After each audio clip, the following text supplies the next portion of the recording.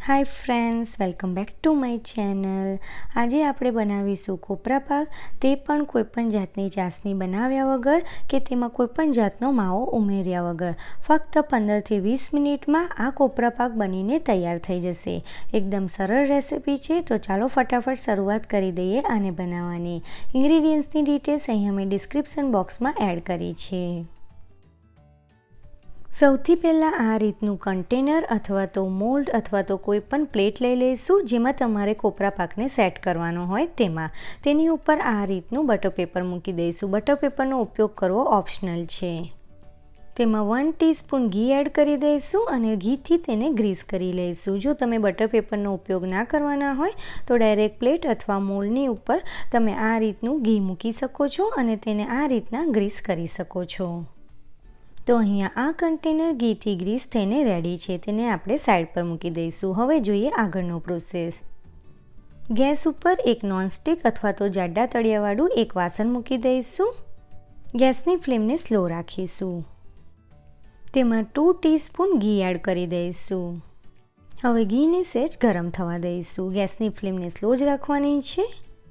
ઘી સહેજ ગરમ થાય પછી તેમાં આપણે 1 કપ સૂકા કોપરાનું છીણ એડ કરીશું. અહીંયા કપના માપની જગ્યા પર કોઈ પણ વાટકી કે વાટકાનું માપ તમે સેટ કરી શકો છો. તેને આપણે સ્લો ફ્લેમ ઉપર અડધી મિનિટ માટે શેકીશું. કોપરાના છીણને વધારે નથી શેકવાનું, ખાલી તેમાંથી કાચો ટેસ્ટ જતો રહે એટલા માટે તેને અડધી મિનિટ માટે શેકીશું. કોપરાના છીણને શેકાતા વધારે વાર નથી લાગતી. જો તમે વધારે સમય રાખશો તો તેનો કલર ચેન્જ થઈ જશે. કોપરાનું છીણ અહીંયા શેકાઈ ગયું છે.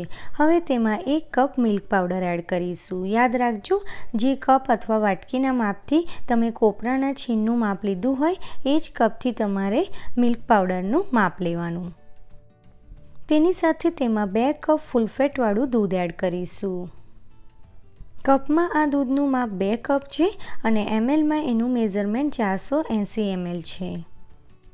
ગેસની સ્લો ફ્લેમ ઉપર આ બધી વસ્તુને એક વખત મિક્સ કરી દઈશું. તેમાં કોઈ પણ જાતના લમ્પ્સ ના રહે એ રીતના તેને આપણે મિક્સ કરવાનું છે. તમે અહીંયા જોઈ શકો છો બધી વસ્તુ સરસ રીતે મિક્સ થઈ ગઈ છે. હવે તેમાં બીજી વસ્તુ એડ કરીશું. અહીંયા અડધી ચમચી કેસર અને અડધી ચમચી ખાંડને ભેગા કરીને ખલબત્તામાં આ રીતના વાટીને તૈયાર કર્યા છે. તેને આપણે તેમાં એડ કરીશું. અહીંયા કેસર એડ કરવું ટોટલી ઓપ્શનલ છે. અહીંયા પીળો કલર લાવવા માટે અને કેસરની સરસ ફ્લેવર માટે એડ કર્યું છે. તેની સાથે અડધી ચમચી ઇલાયચીનો પાવડર એડ કરીશું. આ બધી વસ્તુને સરસ રીતે મિક્સ કરી દઈશું અને ગેસની ફ્લેમને મીડિયમ કરી દઈશું અને તેને આપણે કૂક કરીશું. આપણે આ રીતના કન્ટિન્યુઅસ ચમચાની મદદથી બધી વસ્તુને હલાવતા રહેવાનું છે, એટલે એ પેનમાં ચોંટી ના જાય અને ગેસની ફ્લેમને મીડિયમ જ રાખવાની છે. થોડીક જ મિનિટોમાં તમે જોશો કે તેમાં આ રીતનો સરસ પીળો કલર આવી ગયો છે. આપણે તેને ગેસની મીડિયમ ફ્લેમ ઉપર આ રીતના કૂક કરતા રહેવાનું છે. જ્યાં સુધી તેમાં દૂધનો બધો જ ભાગ બળી ના જાય ત્યાં સુધી આપણે તેને કૂક કરવાનું છે અને આ રીતના કન્ટિન્યુઅસ ચમચાની મદદથી તેને હલાવતું રહેવાનું છે, એટલે એ પેનમાં ચોંટી ના જાય. થોડી વારમાં જ તમે જોશો કે તેમાં આ રીતના બબલ આવવા માંડ્યા છે અને મિશ્રણ ધીરે ધીરે ઘટ્ટું થતું જાય છે.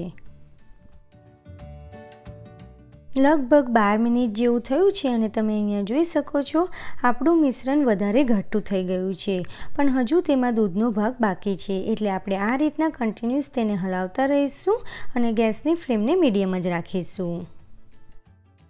લગભગ 15 મિનિટની આસપાસ થયું છે અને તમે અહીંયા જોઈ શકો છો દૂધનો બધો જ ભાગ બળી ગયો છે અને આપણું મિશ્રણ એક હલવાની કન્સિસ્ટન્સીમાં આવી ગયું છે અને પેનની કિનારીઓને પણ છોડવા લાગ્યું છે.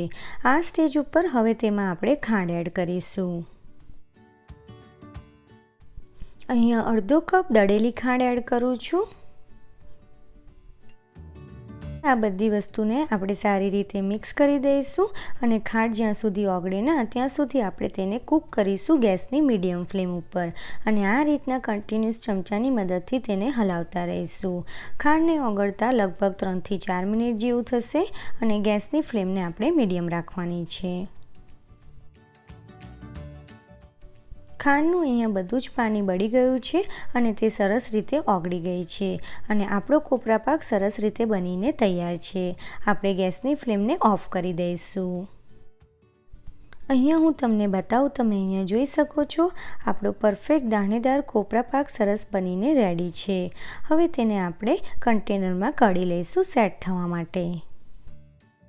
તો આપણે પહેલેથી જ ગ્રીસ કરીને જે કન્ટેનર રેડી રાખ્યું છે તેમાં આપણે કોપરા પાક બનેલો એડ કરી દઈશું. હવે તેને સ્પેચ્યુલાની મદદથી એક લેવલમાં લાવી દઈશું. તેને પિસ્તાની કતરનથી ગાર્નિશ કરી દઈશું. આ કોપરા પાક રૂમ ટેમ્પરેચર પર સહેજ ઠંડો થાય પછી તેને ફ્રીઝમાં 1 કલાક માટે સેટ કરવા માટે મૂકી દઈશું. 1 કલાક થઈ ગયો છે. ફ્રીઝમાંથી તેને કાઢી લીધો છે. તે પરફેક્ટલી સેટ થઈ ગયો છે. હવે તેને આપણે કન્ટેનરમાંથી બહાર કાઢી લઈશું અને તેને કટ કરીશું. હવે તેને કટ કરીશું.